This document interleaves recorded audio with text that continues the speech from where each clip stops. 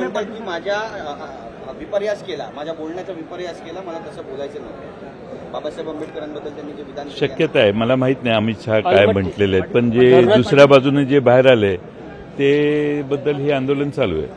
धरणाची उंची वाढवल्या पश्चिम महाराष्ट्राला फटका बसणार आहे. मंडळामध्ये जी एक जागा राहिली आहे ती तुमच्यासाठी असं कुठेतरी चर्चा जी आहे ती राजकारणामध्ये सुरू आहे.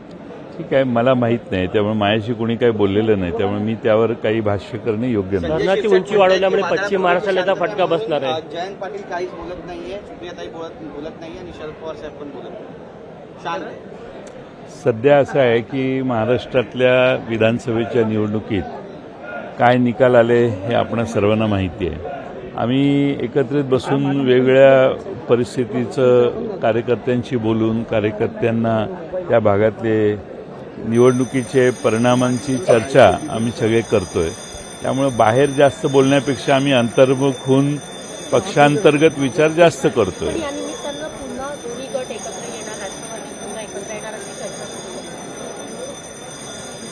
असं लोक वेगवेगळे प्रवाद बाहेर उठवत असतात, बोलत असतात, त्या सगळ्याच गोष्टी खऱ्या असतात असं नाही. पक्षांतर्गत काही एकत्र येण्याबाबत काही विचार सुरू आहे, मागणी आहे का? ताकद वाढेल अशी सुद्धा चर्चा आहे.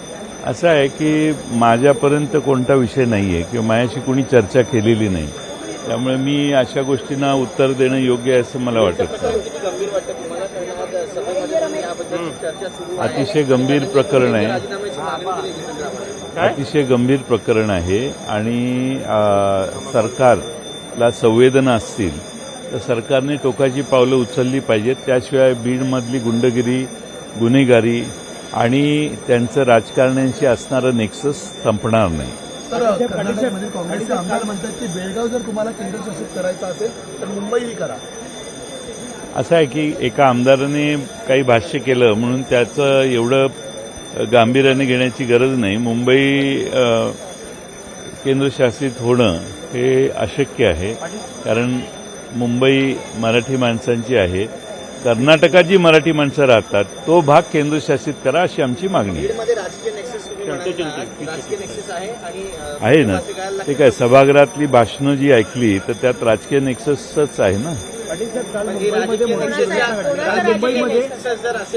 ते पत्रकारांनी थोडे तरी कष्ट घ्यावेत ते हुडकण्यासाठी, कुणाचं कुणाशी राजकीय नेक्सस आहे गुन्हेगारांचं, ते थोडं होमवर्क करा. सीआयडीला देण्यासारखं काही प्रकरणच नाही आहे. सगळ्यांना माहिती आहे कुणी मारलं काय, तर सीआयडी काय शोध घेणार.